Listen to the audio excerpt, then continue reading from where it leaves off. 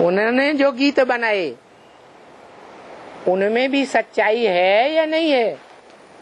उनमें भी सच्चाई। माना इस सृष्टि में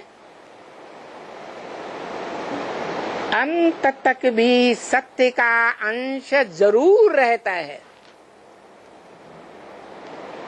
उस सत्य को ही सत्यम शिवम सुंदरम कहते हैं।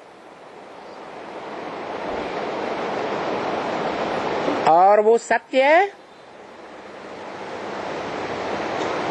सिर्फ थ्योरी में समझने समझाने सुनने सुनाने का सत्य है या प्रैक्टिकल सत्य है?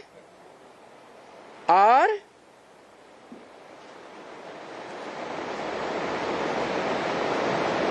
सत्यम शिवम सुंदरम जिसे हम कहते हैं, वो शिव बाप कहता है जिसकी आत्मा का ही नाम शिव है, बिंदी का नाम। वो क्या कहता है? मैं तो त्रिकालदर्शी हूँ। जन्म मरण के चक्र से न्यारा होने के कारण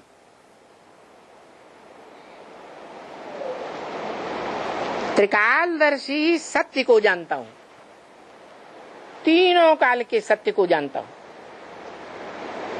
इसलिए मैं सत्य तो हूँ। मुझे गाया तो जाता है सत्यम शिवम सुंदरम, लेकिन प्रैक्टिकल में नहीं हूँ। मैं त्रिकालदर्शी हूँ लेकिन मास्टर त्रिकालदर्शी नहीं हूँ। मास्टर त्रिकालदर्शी तुम बच्चे नंबरवार बनते हो क्या? और दुनिया में यही माना जाता है कि परीक्षा जब हो तो थ्योरी में पास और प्रैक्टिकल में फेल, तो क्या माना जाता है? फेल माना जाता है। और थ्योरी में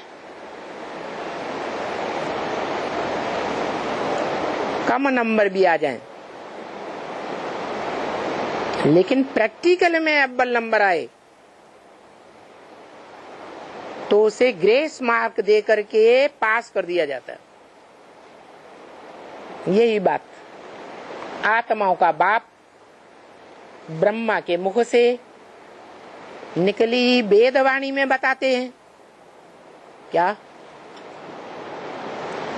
है? क्या बताते हैं? है? हाँ, जो मुख्य सब्जेक्ट है याद,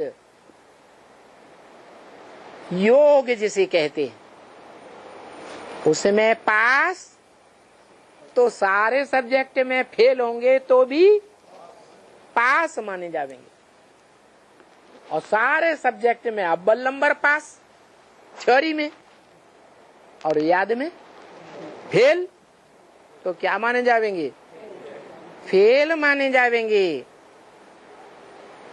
तो याद करने वाले की विशेषता हुई या सिर्फ थ्योरी को जानने वाले की विशेषता हुई है? का मतलब शिव बाप जो त्रिकालदर्शी है, सत्य है तीनों कालों में। बाप क्या है? आत्माओं का सत्य है, शिव है, सुंदरम कहा जाता है, लेकिन कहता है कि मैं त्रिकालदर्शी हूं। क्या? लेकिन मास्टर त्रिकालदर्शी नहीं हूं। तो